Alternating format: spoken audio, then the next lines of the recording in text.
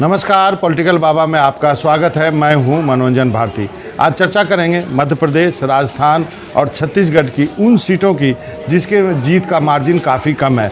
जी हाँ, यदि इन राज्यों की आप तुलना करें तो 83 ऐसी सीटें हैं जहां हार जीत का अंतर काफ़ी कम है और यही 83 सीट दोनों राज्यों में मिलकर तय करेंगी कि इन दोनों राज्यों में सत्ता पर कौन कब्जा करता है। हर पाँचवीं सीट जो है इन दोनों राज्यों की फंसी हुई है, यानी हर पाँचवीं सीट पे जीत का अंतर जो है वो 3% से कम है। अब आपको बताता हूँ, मध्य प्रदेश से बात शुरू करते हैं। 230 सीटों वाली विधानसभा है। 114 कांग्रेस ने जीते थे और 109 बीजेपी ने जीते थे। कांग्रेस की सरकार भी बनी थी। बाद में जो है कांग्रेस के विधायक टूट गए, बीजेपी में चले गए। उसके बाद बीजेपी की सरकार बनी। लेकिन यहाँ पर भी 230 में 44 ऐसी सीटें हैं जो कि काफ़ी कम अंतर से जीती जाती है और दोनों पार्टियों का मुख्य लक्ष्य यही होना चाहिए कि इन 44 सीटों पर किस ढंग से मेहनत की जाए, किस ढंग से अपने वोटरों को बाहर निकाला जाए जिससे कि इन सीटों को जीता जाए।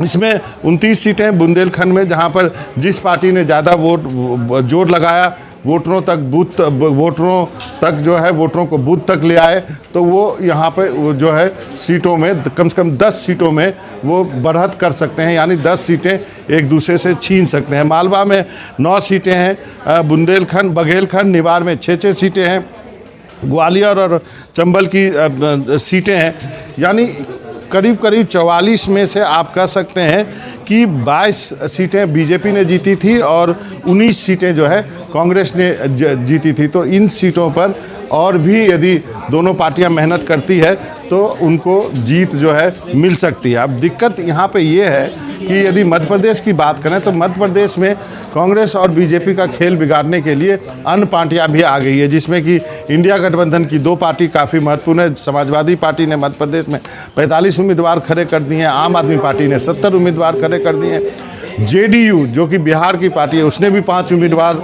खड़े कर दिए हैं। बीएसपी और गोंडवाना गणतंत्र पार्टी का गठबंधन है, बीएसपी ने 111 उम्मीदवार खड़े किए और जेजेपी ने 36 उम्मीदवार खड़े किए। तो ये दोनों पार्टियां भी कांग्रेस और बीजेपी का खेल बिगाड़ने के लिए आ चुकी हैं। राजस्थान की बात करते हैं। राजस्थान में 200 में से 39 सीटें ऐसी हैं जहां जीत का अंतर बेहद कम है।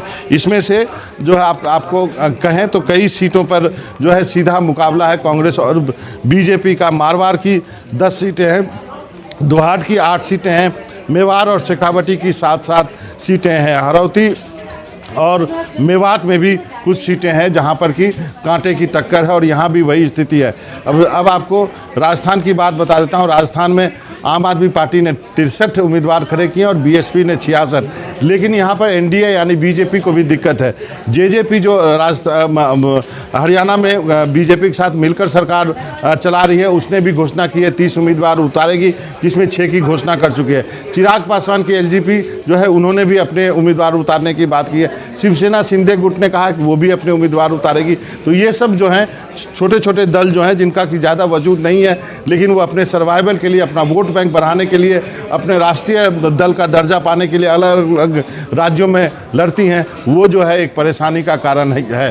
कांग्रेस के लिए जो है इंडिया के घटक दल ही परेशानी पैदा कर रहे हैं, तो राजस्थान में कम से कम एनडीए के घटक दल ही बीजेपी को परेशानी में डाल रहे हैं। तो अब ये जो सीटें हैं जो कम अंतर से जीती जा रही हैं, उसी पर सारा खेल निर्भर है और दोनों पार्टियों को इन सीटों पर मेहनत करनी पड़ेगी। ये जो 83 सीटें हैं मध्य प्रदेश और राजस्थान में, यही तय करेंगे कि यहाँ पर कौन जो है गद्दी पे बैठता है। आज पॉलिटिकल बाबा में इजाज़त दीजिए।